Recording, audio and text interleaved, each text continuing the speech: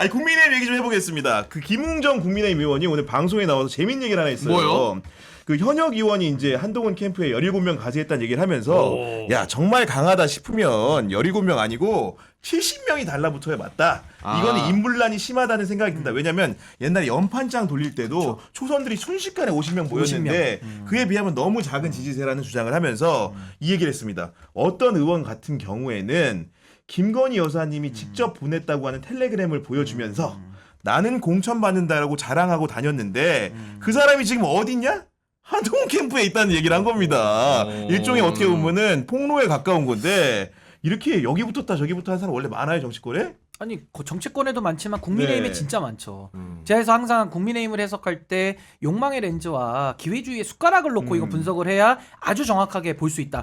뭐 상식 이런 거 가지고 분석하면 매일 틀려요. 그래서 저는 이번에도 이제 기회주의가 그대로 작동하고 있다라는 거고 뭐 들리는 말에 의하면 낮에는 낮윤 밤에는 한동훈, 밤한, 낮윤, 밤한이 지금 많다는 거 아닙니까? 네. 그러니까 지금 17명밖에 안 모였다라는 거는 굉장히 적은 숫자인 건 맞아요. 왜냐면 과거에 나경원 의원 나가지 말라고 연판창 돌리던 그 팩이 어디로 갔습니까? 15명, 17명으로 줄어든 건 맞잖아요. 네. 근데 많은 의원들이 심정적으로는 한동훈 후보를 지원할 수 있습니다. 근데 대놓고 못하는 거죠. 왜? 무서우니까. 뭔가 모르지만 무서운 거죠. 네. 그래서 저는 뭐 한동훈 후보 지지세가 지금 저는 어대한인 건 맞는 것 같아요. 근데 오늘도 그 어느 여론조사 보니까 60% 이상 한동훈 후보가 맞아요. 아주 네. 어대한에 걸맞는 지지율을 갖고 있는데 저는 오늘 이 시간부터 7월 23일까지 한 달 남지 않았습니까? 네. 앞으로 한 달간 한동훈 지지율은 내려갈 일밖에 없다. 근데 그 내려가는 것도 미끄럼틀인데 오일을 많이 발라놨다. 슉슉 내려갈 거예요. 내려간다. 제가 볼 때는. 슉슉 내려갑니다. 슉슉. 한동훈 후보의 그 지지율 내려갈 거라고 보셨는데 우리 슈퍼챗은 올라가네요. 우리 10만 원을 알고. 아이고 크게 감사해야 됩니다. 네, 감사합니다. 예.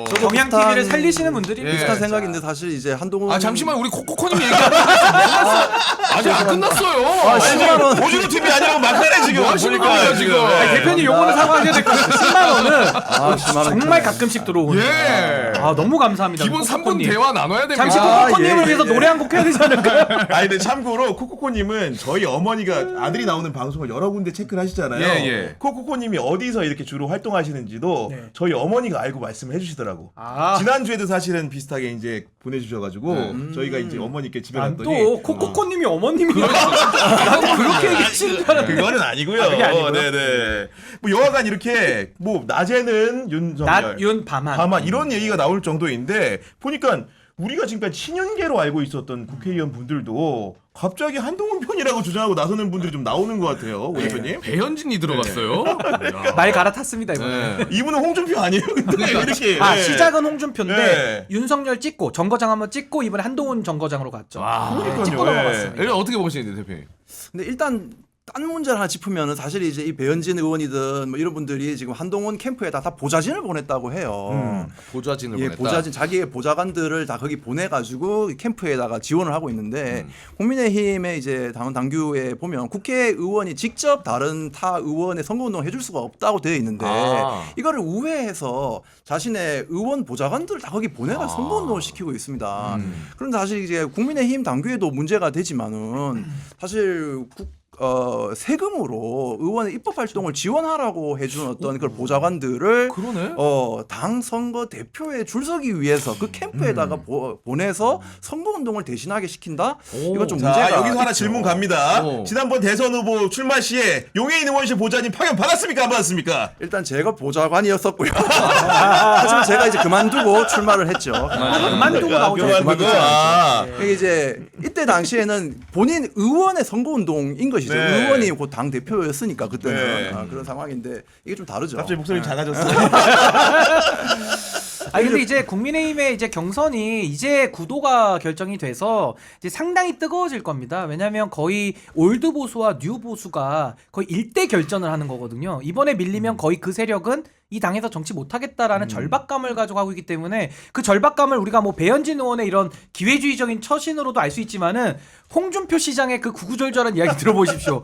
거의 무슨 한풀이 하듯이 그렇죠. 한동훈 후보에 대해서 구구절절히 얘기를 하는데 고장난 시계도 2번씩은 맞거든요 하루에. 뭐 틀린 말은 아닙니다만은 또 홍 시장님의 그런 여러 가지 다급함을 보면은 얼마나 국민의힘 경선이 절박하냐 그건 좀 볼 수 있습니다. 전 근데 궁금한 게 아까 우리 신인교 대표께서 한동훈 후보의 지지율이 오일 발라놓은 것처럼 아마 내려갈 일만 남았다고 이야기를 하셨잖아요.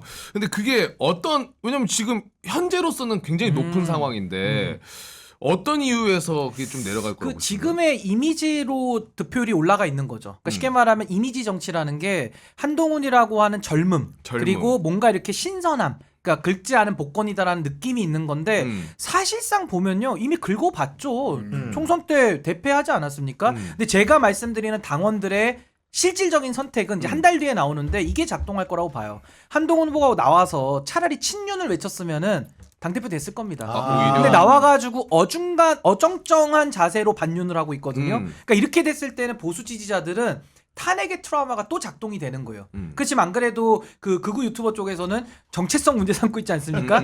요게 이제 먹힐 가능성이 매우 높다는 거고 두 번째는 초보 운전론이죠. 그러니까 그 전에 총선 때도 초보한테 법무부 장관 오전에 하다가 오후에는 국민의힘 당사 와가지고 비대위원장 취임식을 하신 분인데 총선 졌잖아요. 대패했습니다. 근데 이런 초보 운전자를 사고 냈는데 또 운전시켜가지고 또 사고 내면 다음 정권 재창출 되겠느냐 이 두 가지 의문점이 있고 게다가 이제 한동훈 후보 개인의 5대 의혹이 있죠. 본부 자장처라고 본인 의혹, 부인 의혹, 많이 밀고 있어요. 자녀 의혹, 장인어른 의혹, 처남의 의혹까지 본부 자장처라는 이 개인의 이 리스크를 벗어나기 힘들 것이다. 게다가 지금 4명 나왔는데 3대1 구도로 한동훈 후보가 맡고 있잖아요. 그렇죠. 바깥에서는 홍준표가 때리죠. 또 당도 다른데 이준석 대표도 때릴 거예요.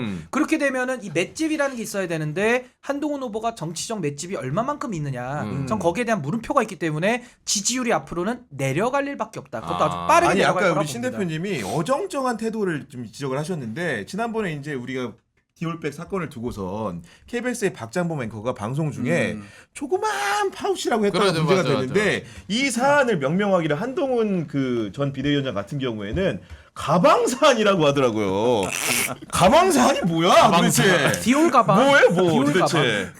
이게 가치 중립적이라고 생각해서 아니, 그런 어휘를 쓰는 걸까요? 에코백을 말합니까? 가방사 진짜 이게. 저도 한동훈 위원장이 지금 윤석열 대통령과 좀 차별화를 시도하는 것처럼 어필을 하면서 일반 국민들의 민심을 어느 정도는 좀 끌어들였다고 생각이 드는데 결국은 이것이 사실 별 효과가 없다는 게 곧 증명될 거다라고 생각합니다. 왜냐하면 그 한동훈 위원장의 입장 중에 되게 중요하게 드러낸 게 최혜병 특검을 받자 대신에 대법원장한테 특검 추천권을 주자라는 식으로 해서 한동훈 전 후보는 뭔가 윤석열 대통령하고 달리 갈까 보다라고 사람들이 기대하고 만들기도 했지만 네.